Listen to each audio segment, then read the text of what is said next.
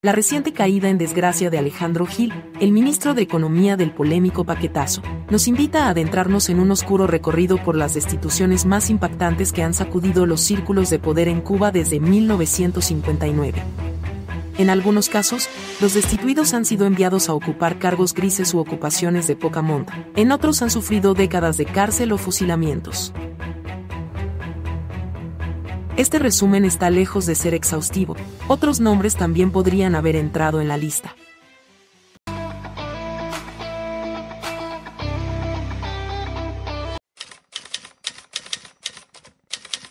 Uber Matos, un destacado comandante de la Revolución cubana y héroe de la lucha guerrillera, fue condenado por traición a los 10 meses del triunfo revolucionario, pasando 20 años en prisión en diversas cárceles de la isla. Matos, quien lideró la columna 9 Antonio Guiteras, fue destituido de su cargo como jefe del ejército rebelde en la provincia de Camagüey. El comandante Matos identificó claramente y se opuso al viraje socialista y autoritario que tomaba la revolución en sus primeros años. En una carta de renuncia a Castro expresó: "No deseo convertirme en un obstáculo para la revolución y si tengo que escoger entre acomodarme a las circunstancias o hacerme a un lado para no causar ningún daño, lo más revolucionario para mí es irme".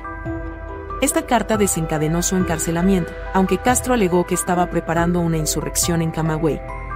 Tras ser liberado, se exilió en Costa Rica y más tarde en Miami, donde se convirtió en una destacada figura de la oposición.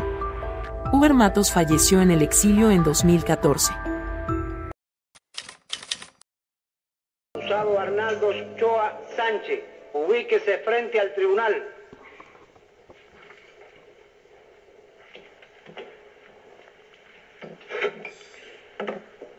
Los juicios, encarcelamientos y fusilamientos vinculados a la caída en desgracia del general Arnaldo Ochoa, conocidos como la causa número 1 de 1989, representan una de las purgas más impactantes en la historia del castrismo.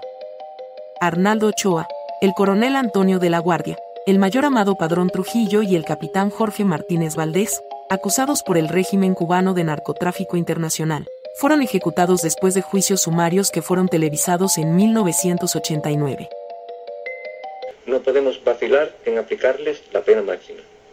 No podemos vacilar. Es nuestro deber y debemos cumplirlo. Estoy de acuerdo, repito, con la decisión del Tribunal Militar Especial. Estoy de acuerdo con aplicar la pena de muerte a Arnaldo Ochoa. Los acusados fueron imputados por un delito contra la paz y el derecho internacional, clasificado como actos hostiles contra un Estado extranjero, considerado un crimen contra la seguridad del Estado. Otros 6 individuos del círculo de Ochoa, incluidos Patricio de la Guardia y Diocles Torralba, recibieron condenas de prisión.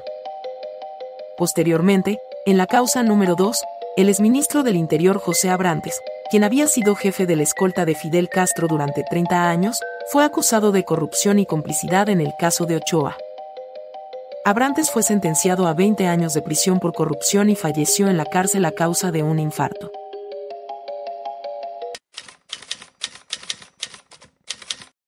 Carlos Aldana, conocido como el Gorbachov cubano, aspiraba a ser una figura de cambio en Cuba, similar a Mikhail Gorbachov en la Unión Soviética. Sin embargo, su ambición de reformas lo llevó a caer en desgracia en 1992.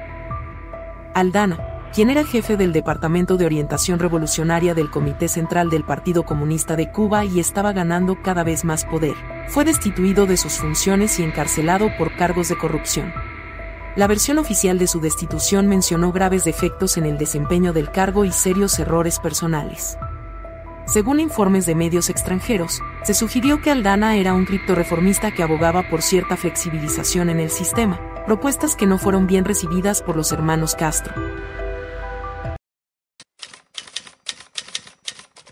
Roberto Robaina hizo una confesión pública, admitiendo haber cometido errores políticos y éticos graves. Reconoció su falta de transparencia con sus compañeros, quienes se sintieron traicionados por él. Esta confesión llegó después de su destitución como canciller en 1999. 2 años después de su remoción, el régimen cubano difundió grabaciones que revelaron las verdaderas razones detrás de su destitución. Robaina fue expulsado del Partido Comunista de Cuba por deslealtad y por beneficiarse económicamente de sus relaciones con representantes y empresarios extranjeros. También se le acusó de venderse como candidato de la transición política. Robaina, un carismático canciller que destacaba en la política cubana de los años 90, y era la cara amable ante la comunidad internacional, fue reemplazado por Felipe Pérez Roque, secretario personal de Fidel Castro. En 1993, Héctor Terry Molinet, viceministro cubano de Salud, a cargo de Higiene y Epidemiología, fue destituido después de un brote epidémico de neuritis óptica. Durante una reunión con el comandante, el especialista en epidemiología planteó la hipótesis de que la mala nutrición era una de las causas de la enfermedad. Aunque más tarde se demostró que su afirmación era correcta, esto le costó su puesto. Trágicamente, el Dr. Molinet falleció en 2021 debido a la epidemia de COVID-19. Marcos Portal, considerado uno de los funcionarios más eficientes del gobierno castrista, había ocupado el puesto de ministro desde 1983. La crisis energética que sacudió a Cuba en 2004 fue el telón de fondo de su caída en desgracia. Una semana antes de su destitución, el comandante en jefe admitió en Televisión Nacional que no estaba al tanto de la debilidad del sistema energético. La nota oficial que anunció su destitución señalaba que su enfoque en la autosuficiencia y su subestimación de los consejos de otros experimentados compañeros lo llevaron a cometer graves errores en varias áreas de su gestión. A pesar de las críticas, Marcos Portal era conocido por ser uno de los pocos ministros que defendía públicamente sus puntos de vista, incluso si iban en contra de los de Fidel Castro. Se rumoreaba que su caída en desgracia se debió a su tendencia a contradecir al líder cubano. En 2010, Yadira García Vera, también del círculo cercano a Fidel, era destituida debido a deficiencias en la conducción del Ministerio de la Industria Básica que había heredado de Portal. Las deficiencias en el organismo, manifestadas de manera particular en el débil control de recursos, destinados al proceso inversionista y productivo, eran las razones oficiales de la liberación, de quien una vez fuera una de los cuadros jóvenes más pujantes del castrismo.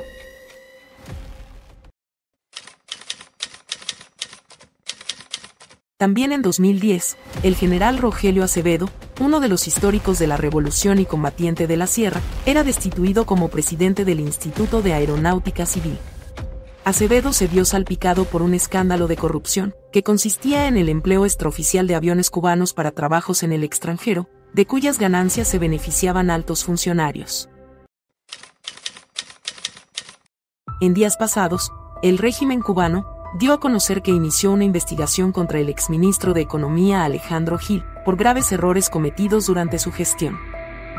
Un comunicado firmado por el gobernante Miguel Díaz-Canel y transmitido por el noticiero estelar de la televisión cubana, expuso que se procedió a realizar una rigurosa investigación contra el exministro y se determinaron graves errores cometidos mientras se desempeñaba en el cargo.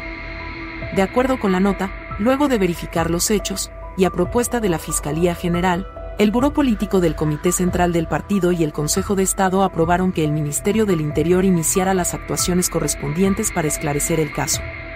Aunque no se precisa el tipo de hecho ni su magnitud, se alude a procesos de corrupción. Gil está arrestado, y su futuro se puede leer entre líneas a partir de los ejemplos de las más sonadas defenestraciones del castrismo. En este ámbito, el gobierno de Díaz-Canel parece ser continuidad.